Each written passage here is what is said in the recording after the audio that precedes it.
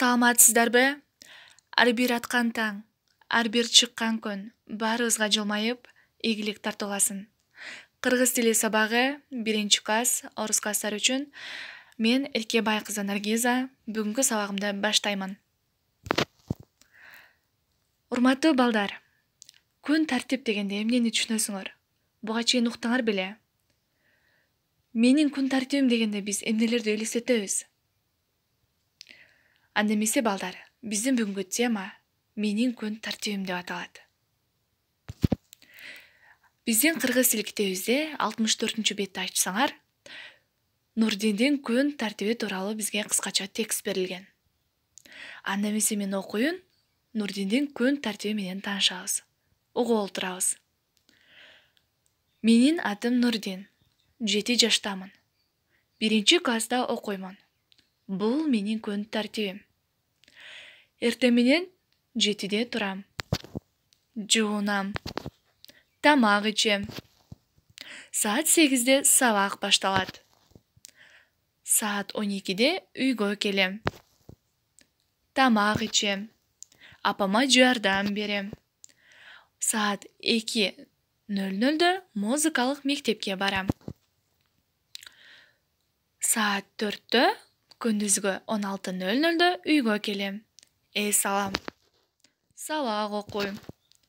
Ал эми 18:00 кечки саат 6-да телевизор көрөм, музыка алгам, тамак ичем. Кечинде 21:00 кечки саат 9-да уктайм. Көрдүңөрбү балдар? Биз Нурдиндин бир күндүк күн тартиби менен тааныштык. Демек, күн тартип дегенде биз эмнени түшүнөт экенбиз? Ар бир адамдын бир күндө кылган иштерини түшүнөт экенбиз. Эми балдар, бул Нурдиндин күн тартиби тууралуу канчалык түшүнүпсүңөр? Мен силерге суроо берейин. Балдар, эми өзүңөр жөнүндө айткылачы? Силер саат канчада турасыңар? Саат канчада мектепке барасыңар? Канчада уктайсыңар? Ушул суроолорго ар бириңер жооп бергиле. Эми балдар, кыргыз тили иштеп дегенди айтсаңар, бизде Нурдиндин күн тартиби тууралуу толук эмес сүйлөмдөр берилген. Биз аларды толуктап жазышыбыз керек.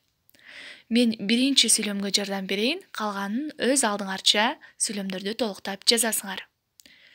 7:00-дө турам, жуунам, тамак ичем. Бул Нурдиндин күн тартиби. Ал эми калган сүйлөмдөрдү Нурдиндин күн тартиби деген текстке карап, эмне кылабыз? Толуктап жазабыз. Балдар, бүгүнкү сабагыбыз ушуну менен соңуна чыкты.